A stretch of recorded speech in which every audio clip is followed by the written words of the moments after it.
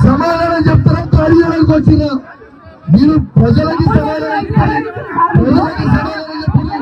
మీరు ఏం చేస్తున్నారో ప్రజలకు చెప్పండి మీ దాడి చేస్తే భయపడతాడు ఎవరిగా మీ దాడిలకి మీ ముఖ్యమంత్రికి భయపడతాడు మీరంతా ఎవరు భయపడతాడు ఎవరిగా మీరు చేస్తే ప్రజలకి ఖచ్చితంగా ప్రజలకి జవాబు చెప్పాల్సిన అవసరం ఉన్నది ఇవాళ ఇల్లు ఇవాళ ఎంపీడీ గారు ఇవాళ ఇళ్ళకి మాకు క్లారిటీ ఇవ్వండి మేము ప్రజల పక్షాన్ని అడుగుతున్నా నేను ప్రజల పక్షాన సబ్జెక్టే మాట్లాడుతున్నా ఎంపీడీ గారు నేను సబ్జెక్ట్ మాట్లాడుతున్నా నేను సబ్జెక్ట్ మాట్లాడుతున్నా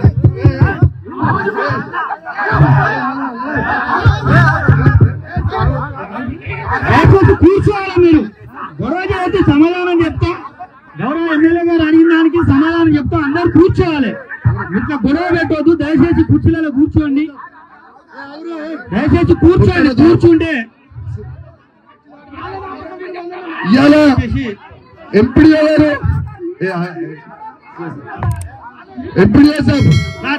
ఎంపీడీ గారు మాకు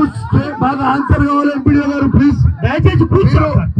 మీరు నాకు ఆన్సర్ చేయండి ఎంపీడీ గారు మీరు 1440 మందికి లిస్ట్ ఇచ్చారు 1440 మందికి లిస్ట్ ఇస్తే అలా ఎంత మందికి ఇల్లు ఇస్తున్నారని ప్రజలకు జవాబు చెప్పండి జవాబు చెప్పకుండా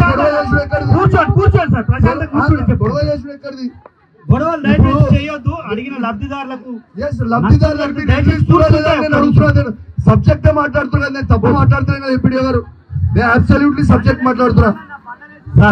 ఇంకోటి మన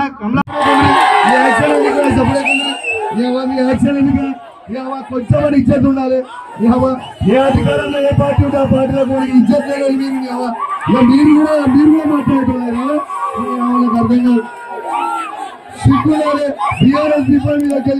గెలిచిపోయినాడు ఈడ ఉన్నాడు నా మోచాల మీద ఆగినాడు ఆడవై వెళ్ళి పెట్టుడు ఎక్కడదా కొంచెం మంది ఉన్నారు కదా మీకు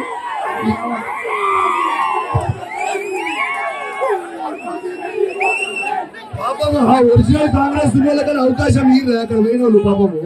ఈడుంటే మీరే ఆడుంటే వాళ్ళే పాపం కాంగ్రెస్ జెండా మోసడానికి ఈరే అవకాశం ఈడుంటే మీరే ఆడుంటే వాళ్ళే అనే నాకు అర్థం కాదు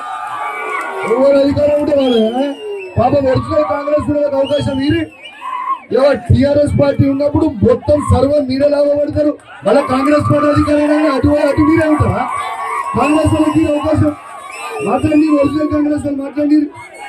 మీరు పొద్దున్న పూటకో పార్టీ చెప్పేటోళ్ళు పొద్దున ఇటు సాయంత్రం అటు ఉండేటోళ్ళు పొద్దున అటు ఉంటారు మళ్ళీ సాయంత్రం నాతో ఫోన్ మాట్లాడతారు